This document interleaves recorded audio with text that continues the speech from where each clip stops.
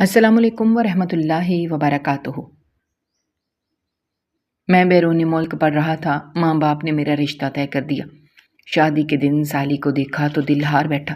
Honey مون پر گئے، میں نے بیوی کو پہاڑ سے دھکا دیا، وہ مر گئی۔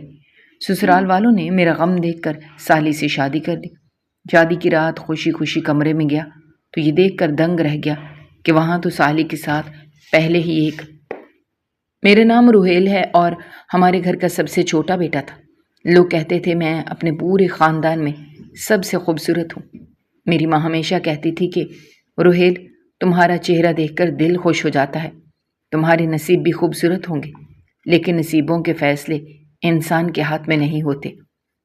اس وقت تو میں سمجھتا تھا کہ ماں باپ میری بھلائی چاہتے ہیں، مگر وقت کے ساتھ سمجھ آیا کہ کبھی کبھی ماں باپ کے فیصلے بھی اولاد کے لیے امتحان بن جاتے ہیں۔ میرے دونوں بھائیوں کی شادیاں ہو چکی تھیں، وہ دونوں اپنے اپنے گھروں میں خوش تھے، مگر میرے والدین کے چہرے پر وہ خوشی نہیں تھی جو دو بیٹوں کی شادی کے بعد ہونی چاہیے تھی۔ وہ اکثر کہتے تھے کہ اب تم ہی ہمارا سہارا ہو۔ میں ان کی آنکھوں میں وہ تھکن اور فکر دیکھتا تھا جو بڑھاپے کے ساتھ آتی ہے۔ اسی دوران بابا نے ایک دن کہا کہ روہیل، تم باہر کے ملک جاؤ، تمہارے لیے بھی بہتر ہوگا اور ہمارے لیے بھی۔ میں نے حیرت سے پوچھا کہ بابا، مجھے کیوں باہر بھیجنا چاہتے ہیں؟ تو وہ بولے، یہاں رہ کر تمہیں زیادہ فائدہ نہیں ہوگا، وہاں کماؤ گے تو زندگی بن جائے گی۔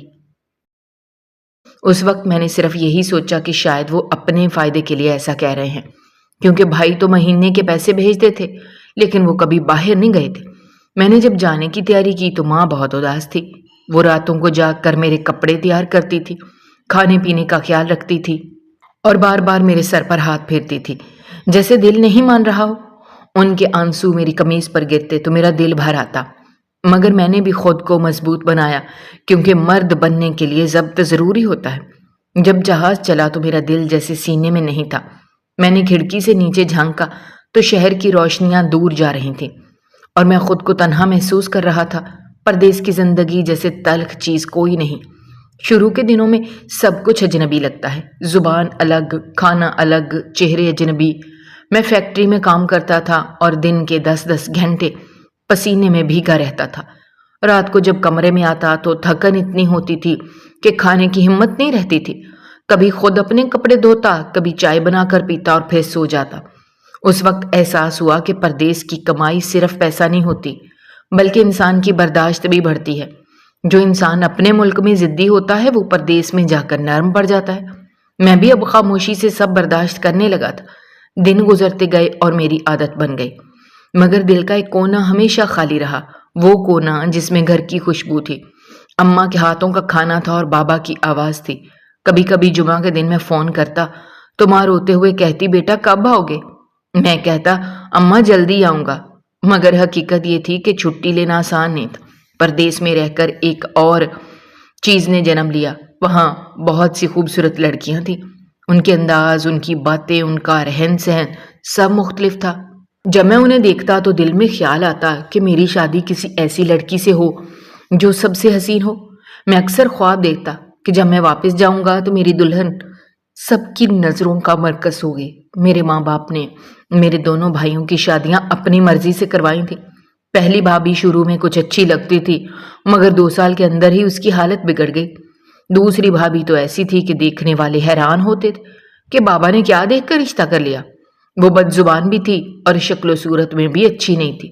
میں سوچتا، اگر بابا نے میرے لیے بھی اپنی مرضی سے لڑکی چنی تو شاید میرا نصیب بھی ویسا ہی نکلے۔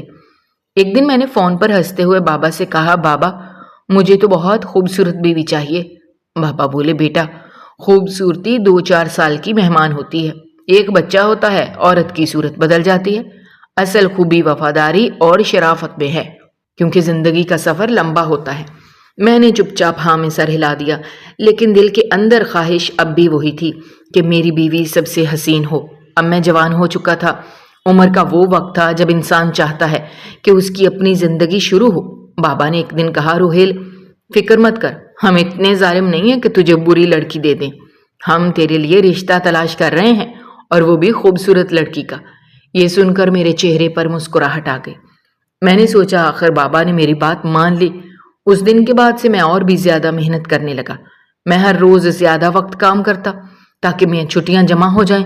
मेरा प्लान ये था कि जब शादी के लिए वापस जाऊं तो ज्यादा दिन रह सकूं और अपनी नई जिंदगी के साथ वक्त गुजार सकूं। मैं कभी छुट्टी नहीं लेता था, चाहे बुखार हो या थकन, मैं काम पर जरूर जाता। जब रात को सोता तो दिल में यही सोचता कि अब वक्त करीब है। कभी कभी मैं अपने दोस्तों से कहता कि मेरी शादी हो गई तो सबको बुलाऊंगा। वो हंसते और कहते कि रुहेल, तेरी बीवी तो मलका होसन होगी। मैं मुस्कुरा कर कहता, हाँ क्यों नहीं। उधर बाबा ने रिश्ता देखने की बात शुरू कर दी थी। वो अक्सर मुझे फोन पर बताते, आज हम फलां जगह गए थे, वहां की लड़की अच्छी थी मगर घर वालों ने कुछ ज्यादा मुतालबे किए। कभी कहते, फलां खानदान में रिश्ता देख रहे हैं, वहां लड़की नेक भी है और तलीम याफ्ता भी है। मैं दिल ही दिल में खुश होता कि मेरा नसीब शायद अब बदलने वाला है। मैं जब रात को अकेला होता तो सोचता, मेरी जिंदगी कितनी अजीब है। एक तरफ मैं अपने घर से दूर था और दूसरी तरफ वो घर मेरी जिंदगी के सबसे बड़े फैसले कर रहा था। लेकिन मैं अपने वालिदैन पर भरोसा करता था क्योंकि वो हमेशा मेरा ख्याल रखते थे। परदेश के इन दिनों में मैंने खुद को बहुत बदलता महसूस किया। अब मैं जज्बात में नहीं बहता था। मैं समझने लगा था कि इंसान को सब कुछ एक साथ नहीं मिलता, खुशी भी किस्तों में आती है। मैंने ये भी सीख लिया था कि माँ बाप के फैसले अक्सर वक्ती दुख देते हैं मगर आखिरकार उनमें भलाई होती है। मैं अपने कमरे में बैठकर अक्सर आईने में खुद को देखता और सोचता, क्या वाकई मैं इतना खूबसूरत हूं जितना लोग कहते हैं। फिर हंसता और कहता, अगर खूबसूरती नसीब बनाती तो हर हसीन इंसान खुश होता। मगर मैं जानता था कि मेरी जिंदगी अभी शुरू ही हुई है। मेरी मेहनत, मेरी कुर्बानियां और मेरा इंतजार सब एक ही मकसद के लिए था कि मेरी शादी हो और मैं अपने वालिदैन के साथ वो खुशी बांट सकूं जिसकी कमी उनकी जिंदगी में हमेशा रही। मैं दिल ही दिल में दुआ करता कि जब मैं वापस जाऊं तो माँ की आंखों में खुशी हो, बाबा के चेहरे पर सुकून हो और मैं एक नई जिंदगी की शुरुआत करूं। मैंने कभी ख्वाब में भी नहीं सोचा था कि ये सफर मेरी जिंदगी का रुख बदल देगा, लेकिन उस वक्त मुझे यही लगता था कि अब सब कुछ ठीक होने वाला है। परदेश की जिंदगी ने मुझे मजबूत बनाया था मगर दिल के अंदाज अभी भी एक बच्चा बैठा हुआ था जो माँ की गोद में सर रखना चाहता था। मैंने अपने दिल से कहा, रुहेल, अब वक्त करीब है, बस कुछ ही दिनों के बाद छुट्टी मिल जाएगी। मैंने जेब में हाथ डालकर अपनी बचत गिनी। इतनी रकम थी कि एक अच्छी शादी हो सके। मैंने मुस्कुराकर आसमान की तरफ देखा और कहा, या अल्लाह, अब मेरी दुआएं कबूल फरमा। मुझे उम्मीद थी कि मेरा नसीब मेरे इंतजार से ज्यादा खूबसूरत होगा। मुझे हनीमून पे जाने का बहुत शौक था और अपनी सुहागरात को मैंने अपने ख्यालों में पता नहीं कितनी बार सोचा था। मैं अक्सर अपने दिल में एक मुकम्मल मंजर बनाता था कि एक प्यारी सी रात होगी, कमरे में हल्की सी रोशनी होगी और मैं अपनी बीवी के साथ बैठा हूँगा जो नाजुक सी चूड़ियाँ पहनेगी। उन चूड़ियों की खनक सुनकर मेरा दिल खुश हो जाएगा। मेरा दिल करता था मेरी बीवी बहुत हसीन हो, उसके बाल रेशम जैसे हों और वो सुबह सुबह आकर कहे, उठे नाश्ता तैयार है मेरी जान, उठे नाश्ता कर लें।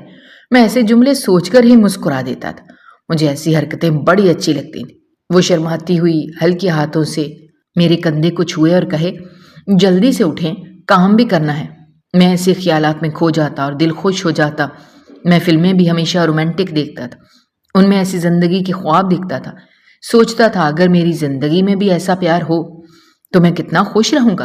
कभी कभी रात को नींद ना आती तो मैं तसव्वुर में अपनी सुहागरात को देखता कि किस तरह मैं कमरे को सजाऊंगा, किस तरह अपनी बीवी को खुश रखूंगा।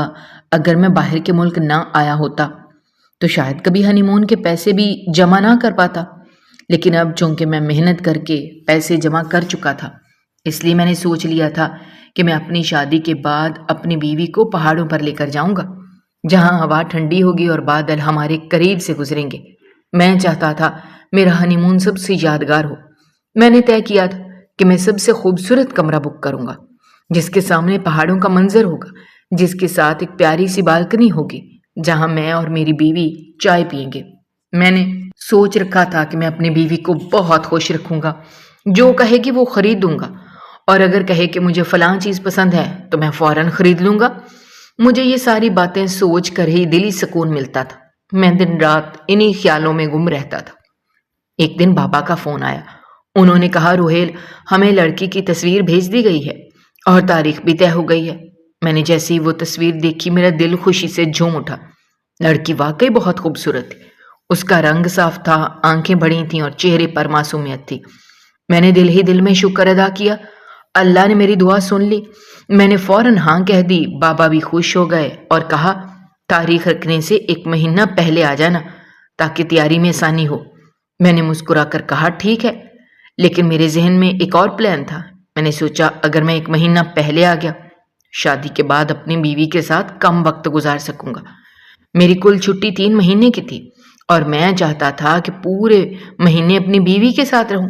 اس لیے میں نے فیصلہ کیا کہ میں شادی سے صرف 2 دن پہلے جاؤں گا تاکہ کام بھی مکمل کر لوں اور زیادہ سے زیادہ چھٹی اپنی بیوی کے ساتھ گزار سکوں۔ میں نے بابا سے جھوٹ بولا کہ مجھے چھٹی بڑی مشکل سے ملی ہے، میں بس شادی سے 2 دن پہلے پہنچ سکوں گا۔ بابا نے کہا چلو کوئی بات نہیں، ہم سب انتظام کر لیں گے، تم فکر نہ کرو۔ میں نے فون بند کر دیا اور دل میں سوچا اب میری زندگی کا نیا سفر شروع ہونے والا ہے۔ مجھے بتایا گیا تھا کہ لڑکی کا نام سونیا ہے۔ جب میں نے یہ نام سنا تو دل ہی دل میں کئی دعائیں مانگی، یا اللہ یہ رشتہ میرے لیے مبارک ثابت ہو۔ میں دن میں نہ جانے کتنی بار اس کی تصویر دیکھتا رہتا تھا۔ کبھی سوچتا وہ کیسے بولتی ہوگی، کبھی یہ سوچتا کیا وہ بھی میری طرح خوش ہے یا نہیں۔ میں نے ایک دن بابا سے کہا کسی طرح اس کا نمبر لے دیں، میں اس سے بات کرنا چاہتا ہوں تاکہ جان سکوں کہ وہ خوش ہے یا نہیں۔ بابا فوراً بولے شرم کرو، ہمارے خاندان میں شادی سے پہلے کوئی لڑکی سے بات نہیں کرتا۔ میں نے کہا بابا میں تو صرف اس کی خوشی کے بارے میں جاننا چاہتا ہوں۔ بابا نے غصے سے کہا شادی ہو رہی ہے، خوش رکھنا تمہارا کام ہے، ابھی سے تمہیں اس کی فکر کیوں ہے؟ میری ماں نے بھی کہا ایسی حرکتیں ہمارے گھر میں نہیں ہوتی۔ مجھے شرمندگی ہوئی لیکن دل کے اندر ایک عجیب سا احساس بھی تھا۔ پھر میں نے سوچا کہ شاید یہی تو اصل مزہ ہے، انسان ایک اجنبی کے ساتھ اپنی زندگی شروع کرے۔ جب وہ پہلی بار ملے گی تو شرمائے گی، گھبرائے گی اور وہ سب لمحے بہت قیمتی ہوں گے۔ میں نے خود سے کہا کہ جو لوگ پہلے سے ایک دوسرے کو جان لیتے ہیں ان کے بیچ وہ شرم والا حسن نہیں رہتا۔ اس لیے میں نے دل ہی دل میں شکر ادا کیا کہ سب کچھ روایتی طریقے سے ہو رہا ہے۔ میرے دل میں ہر روز خوشی کے لڈو پھوٹتے تھے۔ میں گنتا رہتا تھا کہ شادی میں کتنے دن رہ گئے ہیں۔ میں فلمیں بھی صرف وہی دیکھتا تھا جن میں شادی دکھائی جاتی تھی تاکہ وقت گزرے اور میرا دل خوش رہے۔ میں نے اپنے لیے اور اپنی بیوی کے لیے بہت سی چیزیں خرید لی تھیں۔ میں نے اس کے لیے کچھ خوبصورت جوڑے بھی لیے جو شاید عام دنوں میں کوئی نہ لیتا، مگر میں نے سوچا میری بیوی میرے سامنے پہنے تو برا کیا ہے۔ میں نے اپنی زندگی کی مکمل تیاری کر لی تھی۔ میں نے یہاں تک سوچ رکھا تھا کہ ہم کہاں گھومنے جائیں گے، کیا کھائیں گے، کیا پہنیں گے۔ میں نے ہنی مون کے کپڑوں سے لے کر اپنی بیوی کے زیورات تک کا خیال رکھا تھا۔ میں اکثر سوچتا کہ اگر میں باہر کے ملک کام نہ کرنے آتا تو شاید کبھی اتنے پیسے جمع نہ کر پاتا، اپنی شادی کو اس طرح یادگار بنا سکوں۔ یہ سچ ہے کہ خوشیاں چاہے بڑی ہوں یا چھوٹی پیسے سے ہی پوری ہوتی ہیں۔ پیسہ نہ ہو تو انسان خواب تو دیکھ سکتا ہے مگر ان خوابوں کو حقیقت نہیں بنا سکتا۔ میں نے دل میں کہا واقعی بابا نے مجھے باہر بھیج کر اچھا کیا تھا۔ اگر میں وہ قربانی نہ دیتا تو آج یہ دن دیکھنے کا موقع ہی نہ ملتا۔ میں رات کو سوتے وقت ہمیشہ دعا کرتا تھا یا اللہ سب کچھ خیر سے ہو جائے، میری شادی کے دن کوئی رکاوٹ نہ آئے، میری بیوی میرے نصیب کے لیے اچھی ثابت ہو۔ میں ہر رات اپنی بیوی کے خیالوں میں کھو کر سو جاتا تھا۔ میری زندگی کا مقصد اب یہی رہ گیا تھا کہ میں جلدی سے واپس جاؤں، اپنی شادی کروں، اپنی زندگی کے نئے سفر کا آغاز کروں۔ میری سوچوں میں اب صرف سونیا تھی۔ اس کا نام سن کر دل کے اندر ایک نرمی سی محسوس ہوتی تھی۔ میں سوچتا تھا جب میں اسے پہلی بار دیکھوں گا تو کیسا لگے گا۔ میں تو اس وقت کے انتظار میں لمحے گن رہا تھا کہ کب وقت گزرے، کب وہ دن آئے جس دن میری ساری دعائیں قبول ہوں اور میری نئی زندگی شروع ہو۔ میں نے اپنے کام میں اور زیادہ محنت شروع کر دی تاکہ جب واپس جاؤں تو پیسے تھوڑے ساتھ لے کر جاؤں۔ میں چاہتا تھا میری بیوی کو کبھی کسی چیز کی کمی محسوس نہ ہو اور اس کی ہر خواہش پوری ہو۔ میں جانتا تھا عورت کے لیے سب سے بڑی خوشی یہی ہوتی ہے کہ اس کا شوہر اس کے لیے محنت کرے، اور یہ خوشی میں اسے ضرور دینا چاہتا تھا۔ میں نے دل ہی دل میں وعدہ کیا کہ میں سونیا کو دنیا کی سب سے خوش قسمت بیوی بنا کر دکھاؤں گا، اور جب ہم ہنی مون پر جائیں گے تو میں اسے سب دکھاؤں گا جو میں برسوں سے سوچتا رہا تھا۔ پہاڑوں کی خاموشی میں ہم دونوں کی باتیں گونجے گی اور میرا دل مطمئن ہو جائے گا۔ میں نے اپنی زندگی کا سب سے خوبصورت خواب پورا کر لیا، اور یوں میں دن رات اپنی شادی کی تیاریوں اور خوابوں میں مگن رہنے لگا۔ میری زندگی کے سب لمحے ایک ہی امید کے گرد گھوم رہے تھے کہ میں اپنی سونیا سے ملوں اور اپنی نئی زندگی کی شروعات کروں، کیونکہ اب میں نے سوچ لیا تھا میں اپنی بیوی کو اپنی دنیا بنا لوں گا، اس کے سوا کسی چیز کی خواہش نہیں رکھوں گا۔ شادی میں 3 دن باقی تھے۔ میں خوشی خوشی پاکستان پہنچ گیا۔ دل میں ایک عجیب سی بے چینی تھی، مگر وہ خوشی والی تھی۔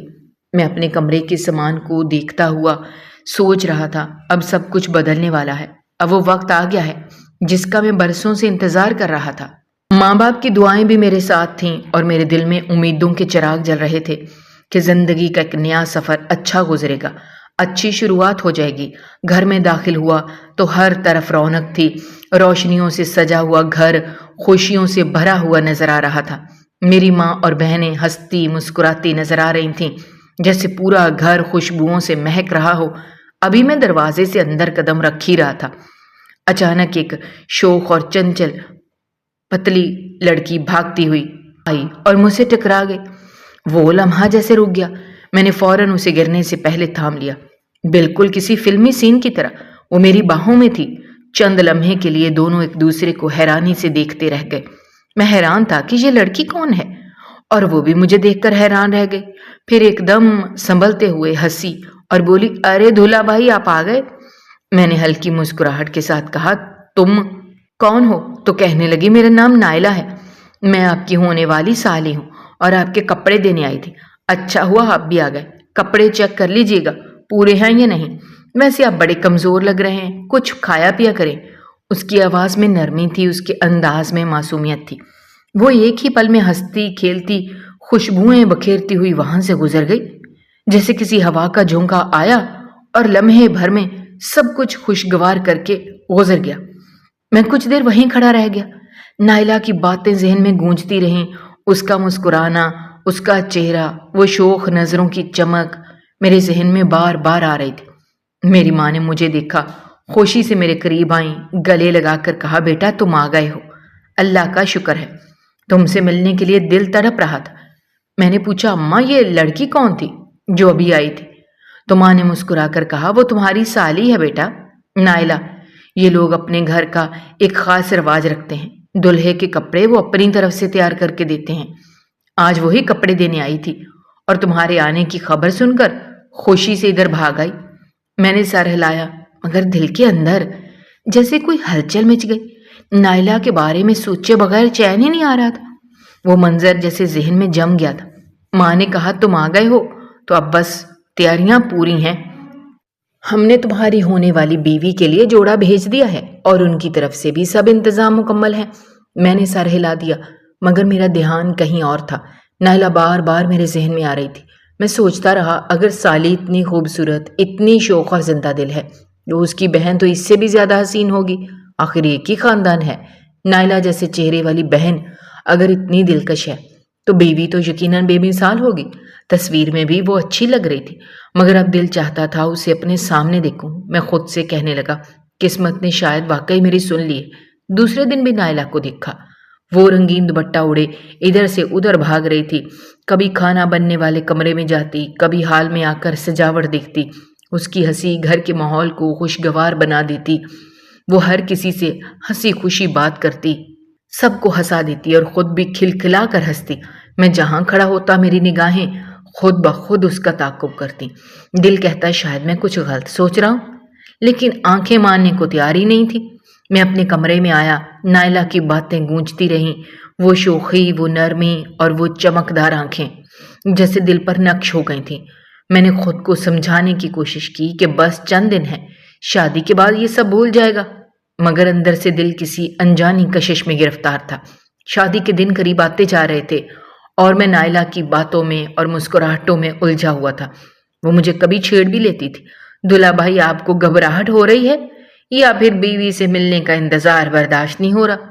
میں ہنستے ہوئے ٹال دیتا، مگر اندر کہیں نہ کہیں اس کی بات دل میں چبھ جاتی، کیونکہ سچ یہی تھا کہ دل کے اندر اس کی بہن سے زیادہ نائلہ کی تصویر بنتی جا رہی تھی۔ آخر وہ دن بھی آ گیا جب میری شادی تھی۔ نکاح کے بعد جب پہلی بار بیوی کو دیکھا تو حیران رہ گیا، میرے چہرے کا رنگ اڑ گیا، وہ تصویر سے بالکل مختلف تھی، جیسے کسی اور کی تصویر دکھائی گئی ہو۔ میں نے ماں سے کہا، یہ تو ویسی نہیں ہے، जैसी तस्वीर में थी। माँ ने कहा, बेटा तस्वीर में तो हर कोई थोड़ा बहुत अच्छा लगता ही है, असल में तो यही है जो तुझसे निकाह में आई है। वो नेक है, नमाजी है, शरीफ है, घर बसाने वाली लड़की है। मैं खामोश हो गया, मगर दिल के अंदर गुस्सा था, अफसोस था, नागवारी कि मेरी जिंदगी का सबसे बड़ा फैसला किसी ने मेरी मर्जी के बगैर कर दिया था। पहली रात मैंने बीवी को बस इतना कहा कि मैं थक गया हूं और सो गया। अगले दिन जब उसने मेकअप उतारा तो मेरे दिल को एक और धचका लगा था। उसका रंग सांवला था, चेहरे पर कुछ दाग धब्बे थे और वो चमक कहीं भी नहीं थी जो तस्वीर में नजर आ रही थी। मैंने दिल ही दिल में सोचा, इसने तो मुकम्मल तौर पर फिल्टर लगाकर तस्वीर भेजी होगी।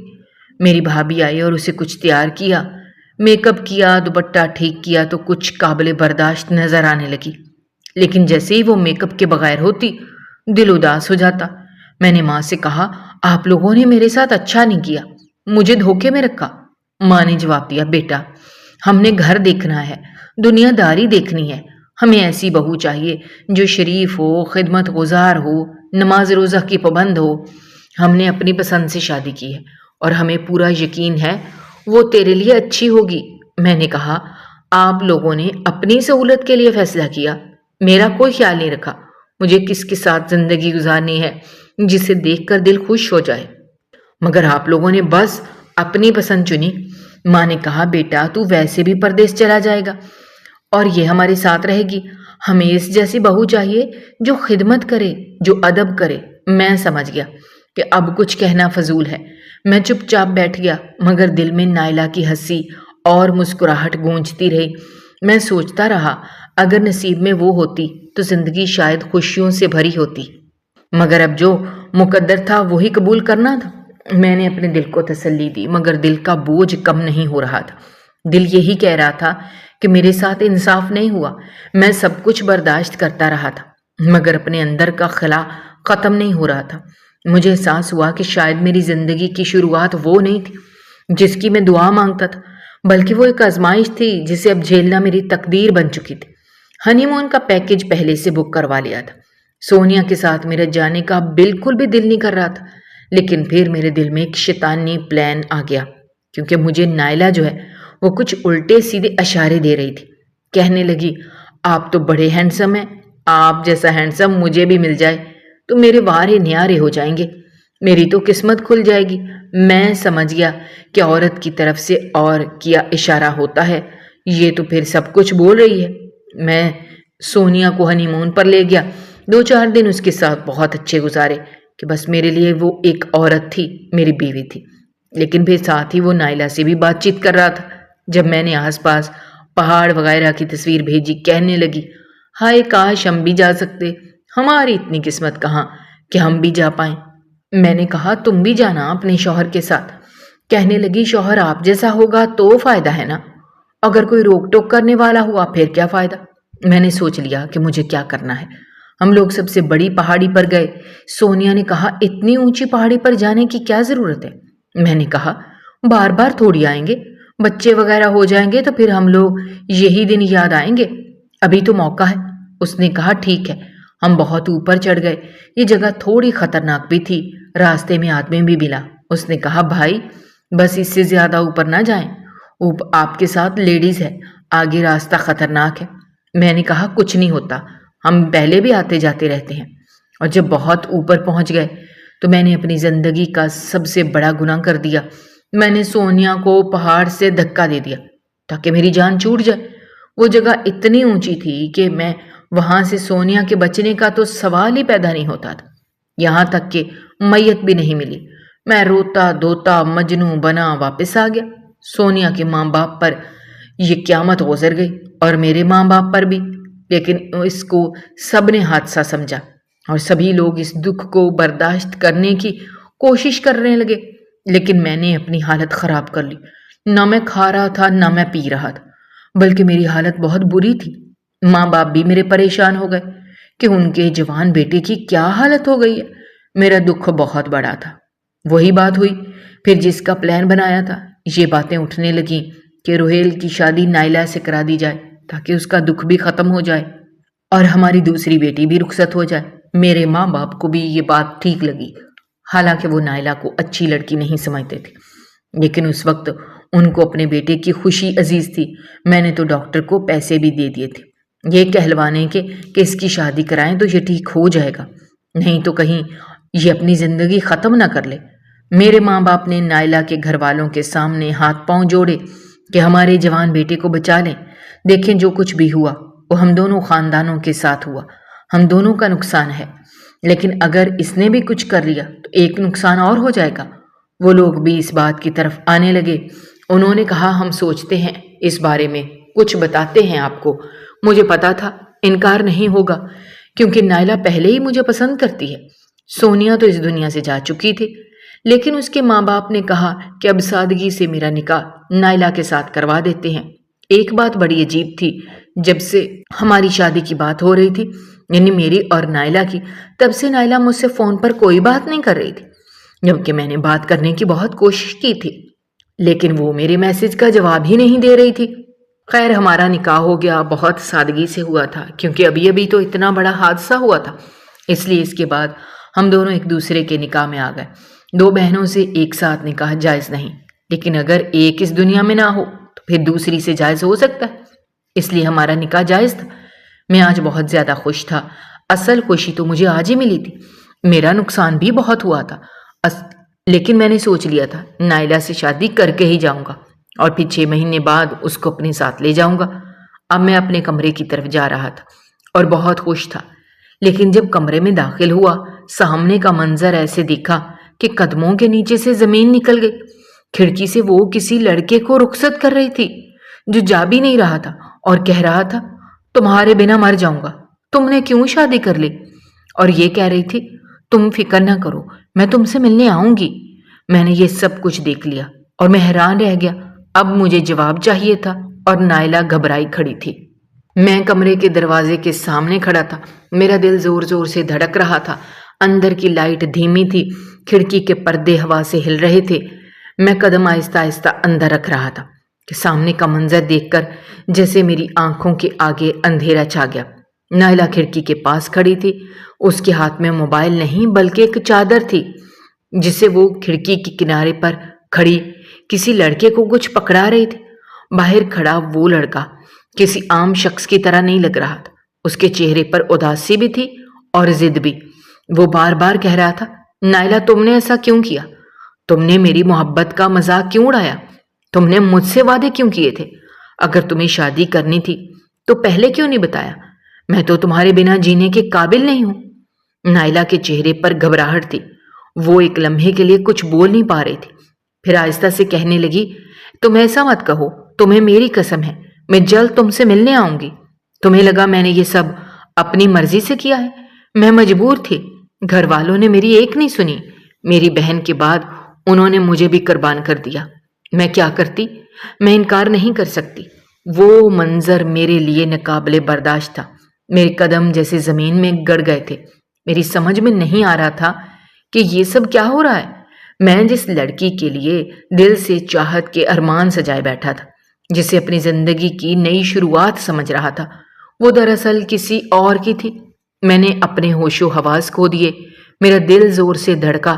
میں نے ایک لمحے کے لیے آنکھیں بند کی اور جب دوبارہ کھول لی تو نائلہ نے کھڑکی بند کر دی تھی، مگر وہ اب بھی کانپ رہی تھی، اس کے چہرے پر خوف تھا۔ وہ میری طرف مڑی، لیکن میری نظریں اب بھی اسی کھڑکی پر جمی ہوئی تھی جہاں سے ابھی اس کی حقیقت میرے سامنے بے نقاب ہوئی تھی۔ میں نے آہستہ سے کہا یہ کیا تھا نائلہ؟ یہ کون تھا جسے تم الوداع کر رہی تھی، جس سے تم وعدے کر رہی تھی کہ پھر ملوں گی؟ یہ سب کیا ہے؟ نائلہ کے لب ہلنے لگے مگر آواز نہیں نکل رہی تھی۔ وہ بولنے کی کوشش کر رہی تھی لیکن زبان جیسے ساتھ ہی نہیں دے رہی تھی۔ آخر کار وہ بولی روہیل تم غلط سمجھ رہے ہو، وہ میرا کزن ہے، وہ بس مجھے دعا دینے آیا تھا۔ میں نے کہا نائلہ میں اندھا نہیں ہوں اور نہ ہی بہرا ہوں، میں نے ساری باتیں خود سنی ہیں، میں نے سب کچھ اپنی آنکھوں سے دیکھا ہے۔ تم کہہ رہی تھی کہ میں تم سے ملنے آؤں گی، تم نے کہا تم مجبور تھی، تمہارے لہجے میں وہ محبت تھی جو کسی کزن کے لیے نہیں ہو سکتی۔ میں چیخنا نہیں چاہتا تھا لیکن میرے اندر کا طوفان قابو سے باہر ہو چکا تھا۔ میں نے نائلہ کی آنکھوں میں دیکھتے ہوئے کہا سچ بتاؤ نائلہ، کیا تم مجھ سے محبت کرتی ہو؟ کیا تم نے مجھ سے نکاح صرف مجبوری میں کیا؟ نائلہ کے چہرے سے رنگ اڑ گیا۔ اس نے نظریں جھکا لیں۔ وہ اپنے دوپٹے کے کونوں کو مروڑنے لگی، پھر آہستہ سے بولی، روہیل، میں تم سے کچھ نہیں چھپانا چاہتی۔ تم بہت اچھے انسان ہو، لیکن میں اس لڑکے سے بہت محبت کرتی تھی۔ وہ میرا بچپن کا ساتھی تھا۔ ہم نے ایک دوسرے سے وعدے کیے تھے کہ ایک دن شادی کریں گے، مگر جب سونیا کی موت ہوئی تو میرے ماں باپ نے کہا کہ تمہیں تمہاری بہن کے شوہر سے نکاح کرنا ہوگا۔ میں نے انکار کیا، مگر انہوں نے میری ایک نہ سنی۔ میں مجبور تھی۔ میں نے دل پر پتھر رکھ کر ہاں کر دی، لیکن میرا دل کہیں اور تھا۔ میری محبت وہی تھی جسے تم نے ابھی جاتے دیکھا۔ میں گہرے صدمے میں کھڑا رہ گیا۔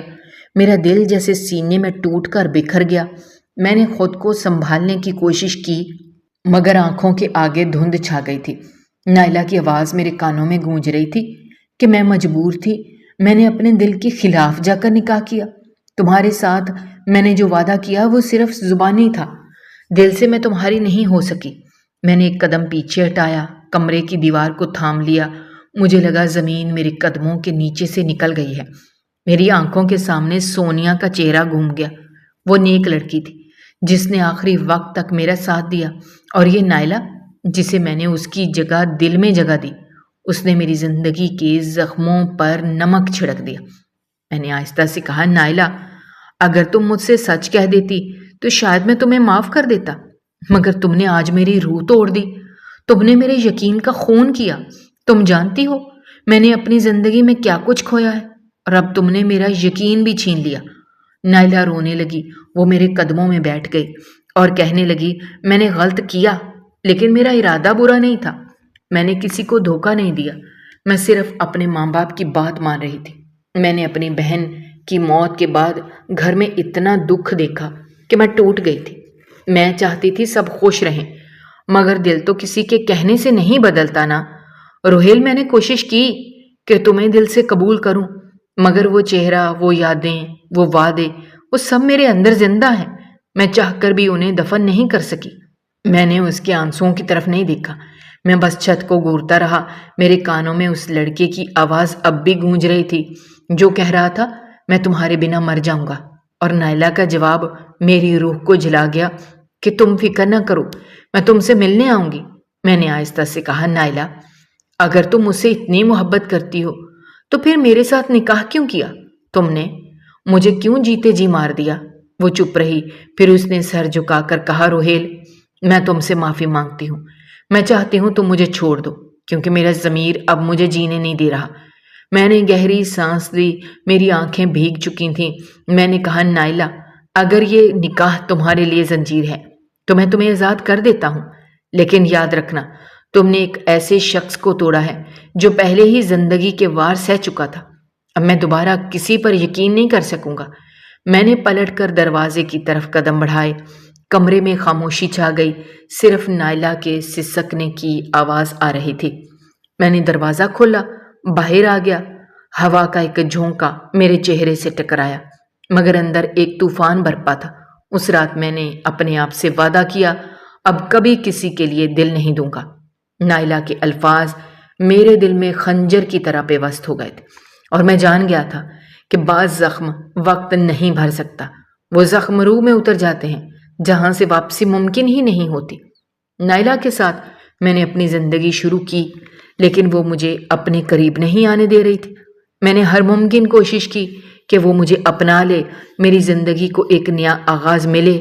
میں نے اس کے لیے سب کچھ کیا، اس کی پسند کا کھانا بنایا، اس کے ساتھ وقت گزارنے کی کوشش کی، لیکن وہ ہمیشہ خاموش رہتی تھی۔ اس کے چہرے پر اداسی چھائی رہتی تھی، اور جب بھی وہ میرے قریب جانے کی کوشش کرتا اور وہ کوئی نہ کوئی بہانہ بنا کر دور چلی جاتی تھی۔ میں نے سوچا شاید وقت کے ساتھ وہ بدل جائے گی، شاید میرے خلوص کو دیکھ کر وہ مجھے قبول کر لے گی، مگر وقت گزرنے لگا۔ نائلہ کی خاموشی دن بدن بڑھتی گئی۔ مجھے جلد ہی احساس ہو گیا کہ وہ ابھی تک اسی لڑکے کے ساتھ رابطے میں ہے۔ میں نے کئی بار دیکھا کہ وہ رات کے وقت فون پر بات کر رہی ہوتی تھی۔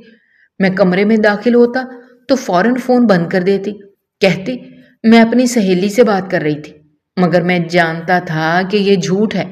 اس کے چہرے پر وہی گھبراہٹ آ جاتی تھی جو اس رات میں نے کھڑکی کے پاس دیکھی تھی۔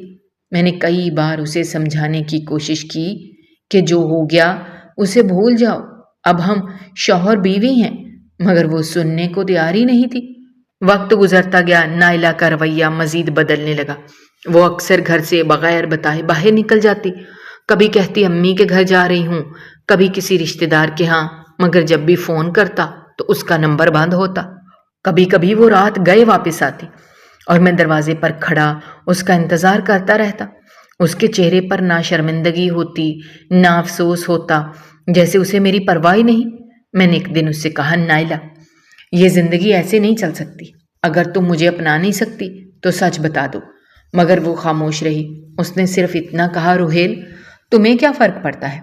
تم تو پہلے ہی کسی اور کے مجرم ہو، تمہیں کیا پتا جس درد سے میں گزری ہوں۔ یہ جملہ میرے دل میں تیر کی طرح لگا۔ مجھے لگا جیسے اس نے سونیا کا ذکر کر کے میرا سینہ چیر دیا ہے۔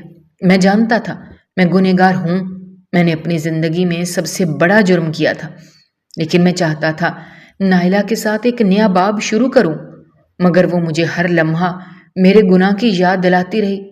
ایک دن میں نے دیکھا کہ وہ میں کمرے میں کسی کو میسج کر رہی تھی۔ میں آہستہ سے پیچھے گیا۔ اس نے جلدی سے فون چھپایا، مگر میں نے ایک جھلک دیکھ لی تھی، وہ وہی لڑکا تھا۔ میں نے اس کا نام پڑھ لیا، میرا دل دہل گیا۔ میں نے کہا، نائلہ، تم ابھی تک اسی کے ساتھ بات کر رہی ہو؟ تمہیں ذرا بھی احساس نہیں کہ تم اب کسی کی بیوی ہو؟ تم نے مجھے تماشا بنا دیا ہے۔ وہ ہنسنے لگی، ایک ایسی ہنسی جو میری روح کو ہلا گئی۔ اس نے کہا، روہیل، تم نے بھی تو سونیا کو دھکا دیا تھا، اب اگر میں تمہیں وہی درد محسوس کرا رہی ہوں تو اس میں برا کیا ہے؟ تم نے ایک معصوم لڑکی کو موت دے دی تھی، اب تمہیں بھی اس تکلیف سے گزرنا ہوگا۔ تم نے سونیا کو دفنانے نہیں دیا تھا، اور اب وہ زمین کے نیچے نہیں آسمانوں میں ہے اور تمہیں دیکھ رہی ہے۔ میں سکتے میں آ گیا، میرے وجود میں کپ کپی طاری ہو گئی۔ میں نے کہا، نائلہ، تم کیا کہہ رہی ہو؟ وہ چپ ہو گئی اور بولی، کچھ نہیں، میں نے وہی سنا جو لوگ کہتے ہیں کہ سونیا کی روح بے چین ہے کیونکہ اسے قبر نصیب نہیں ہوئی۔ میں نے اس کی طرف دیکھا اور کہا، نائلہ، اب اس رشتے کو نبھانا ممکن نہیں ہے، میں تمہیں آزاد کرتا ہوں، میں خود اس رشتے سے نکل رہا ہوں، کیونکہ ایک مرد برداشت کر سکتا ہے مگر دھوکہ نہیں۔ میں تمہیں طلاق دیتا ہوں، تم اپنی زندگی جیو، اور اب میں کسی سے کچھ نہیں چاہتا۔ میں نے اس دن سب ختم کر دیا۔ میں نے اپنی چیزیں سمیٹی اور واپس پردیس چلا گیا، جہاں میں پہلے کام کرتا تھا۔ اب میں اکیلا تھا، بالکل اکیلا۔ میرے دل میں ایک سنسان ویرانی تھی۔ میں راتوں کو جاگتا تھا، دن بھر خاموش رہتا، لوگوں سے ملنا جلنا چھوڑ دیا تھا۔ میرا دل اب کسی چیز میں نہیں لگتا تھا۔ ہر وقت ذہن میں سونیا کا چہرہ آتا رہتا تھا، اس کی وہ مسکراہٹ، وہ آنکھیں، اور وہ دن جب میں نے اپنی زندگی کا سب سے بڑا ظلم کیا تھا۔